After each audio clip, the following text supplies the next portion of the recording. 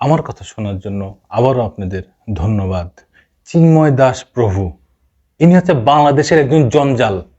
Inner কারণেই, এই চিন্ময়ের কারণেই বাংলাদেশ ভারতের বন্ধুত্বপূর্ণ সম্পর্ক আজকে ধ্বংসের মুখে। এই লোকটা বাংলাদেশে বসে বাংলাদেশের বিরুদ্ধে ষড়যন্ত্র করে, এই কথা বলেছেন আসিফ মাহমুদ উপদেষ্টা। সেই লোকটাকে গ্রেপ্তার করা নিয়ে ভারত আজকে বাংলাদেশের দিকে আঙুল তুলেছে। এই জঞ্জাল বাংলাদেশে বসে, এই চিন্ময় বাংলাদেশে বসে বাংলাদেশের নাগরিক হয়ে সকল সুযোগ সুবিধা সবকিছু ভোগ করে ভারতের দালালি করে। এই লোকটা আজকে ইস্কান নামে তিনি বাংলাদেশের বিরুদ্ধে আঙুল তুলেছেন বাংলাদেশেই বসে।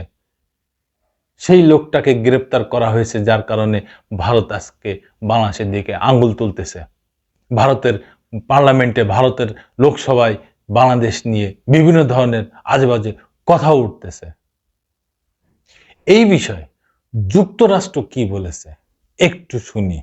কালোর কণ্ঠ বলতেছে, বাংলাদেশের সম্মিলিত সনাতনী জাগরণ জোটের মুখপাত্র চিন্ময় কৃষ্ণ দাসকে গ্রেপ্তারের বিষয়টি মার্কিন পররাষ্ট্র দপ্তর প্রেস ব্রিফিংয়ে উঠে এসেছে।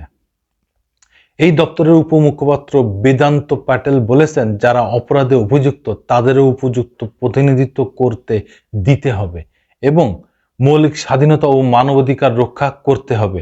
স্থানীয় সময় মঙ্গলবার নিয়মিত এই প্রেস ব্রিফিংয়ে এই কথা বলেন তিনি। এতে এক সাংবাদিক বাংলাদেশের হিন্দুদের বিরুদ্ধে কথিত সহিংসতার কথা উল্লেখ করে যুক্তরাষ্ট্রের পক্ষ থেকে এই ধরনের উদ্যোগের সমাধান করার কোনো পরিকল্পনা আছে কিনা জানতে চান। আর ভাই, ভারতে যে মুসলমানদের উপরে নির্যাতন হয় সেটার খবর রাখেন না, খবর রাখতেছেন বাংলাদেশে হিন্দুদের উপরে নির্যাতন হচ্ছে।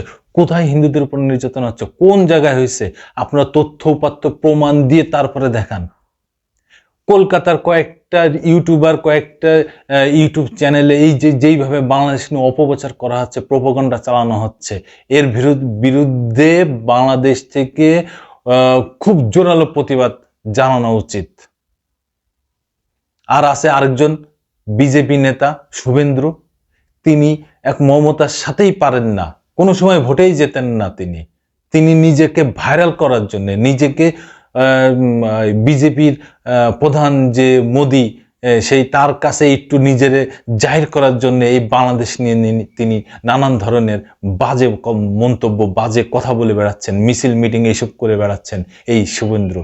তাতে কোনো কাজ হবে না।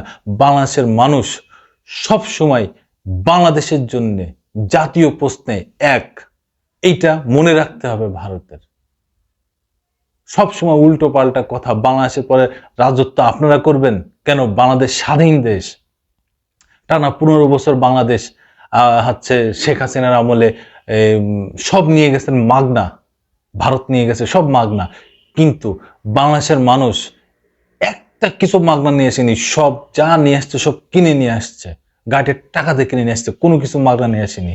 আর বড় বড় কথা বলেন আপনারা, হ্যাঁ? এখন আবার হসপিটালে রুগী দেখবেন না, রুগী কি মাগনা দেখেন আপনারা? রুগী মাগনা দেখেন? বহুত দেশ আছে, সেই সব দেশে যে রুগী, বাংলাদেশের যারা রুগী তারা সেই সব দেশে যে দেখাবে, কেন দেখায়নি? আওয়ামী লীগের সরকারের সব কোথায় কে ভারতে গেছে? সবই তো সিঙ্গাপুর, আমেরিকা, লন্ডন এইসব জায়গায় যে দেখা গেছে। কেন আপনাদের সহযোগী যে আওয়ামী লীগ, তারাও তো আপনাদের কাছে যায়নি। আবার বড় বড় কথা বলেন না। যাক, যুক্তরাষ্ট্রের পররাষ্ট্র মন্ত্রণালয়ের মুখপাত্র বেদান্ত প্যাটেল বলেন, আমরা প্রতিটি সরকারের সাথে সামঞ্জস্যপূর্ণভাবে কাজ করি, যাদের সাথে আমাদের সম্পর্ক রয়েছে। আমরা স্পষ্ট করেছি, ধর্মীয় স্বাধীনতা ও মৌলিক মানবাধিকার প্রতি শ্রদ্ধাশীল হওয়া দরকার। যে কোনো প্রতিবাদ শান্তিপূর্ণ হওয়া উচিত এবং যে কোনো ক্র্যাকডাউন, এমনকি শুধু ক্র্যাকডাউন নাই, যে কোনো সরকারের আইনের শাসনকে সম্মান করতে হবে। আর তারই অংশ হিসেবে জনগণের মৌলিক মানবাধিকারকে সম্মান করতে হবে এবং আমরা এই বিষয়ে জোর দেওয়া অব্যাহত রাখব।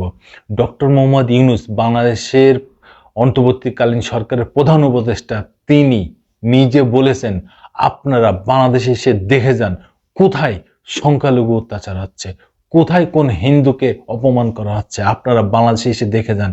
হুদাই বসে, দূরে বসে আপনারা কখনো কোনো রকম প্রপাগান্ডা চালাবেন না। পরে ওই সাংবাদিক চিন্ময় কৃষ্ণ দাসের গ্রেপ্তার প্রসঙ্গে বলেন, চিন্ময় দাস ব্রহ্মচারী বাংলাদেশ ইস্কনের নেতা। এছাড়াও ইউএস ন্যাশনাল ইন্টেলিজেন্সের প্রস্তাবিত পরিচালক তুলসী গাবাডো ইস্কনের সদস্য। চিন্ময় দাসকে বেআইনিভাবে গ্রেপ্তার করা হয়েছে, কারাগারে রাখা হয়েছে এবং বাংলাদেশের কোনো আইনজীবী চিন্ময় কৃষ্ণ দাসের পক্ষে দাঁড়াতে রাজি নয়, কারণ তার আইনজীবীকে মারধর করে হাসপাতালে পাঠানো হয়েছে। এই বিষয়ে আপনারা কি কোনো ব্যবস্থা নেবেন? জবাবে বেদান্ত প্যাটেল বলেন, আমার কাছে এই মামলার বিস্তারিত তথ্য নেই, কিন্তু আবারও বলবো, আমরা জোর দিয়ে যাচ্ছি, যারা অপরাধে অভিযুক্ত তাদেরও উপযুক্ত প্রতিনিধিত্ব করতে দিতে হবে এবং মৌলিক স্বাধীনতা ও মানবাধিকার রক্ষা করতে হবে।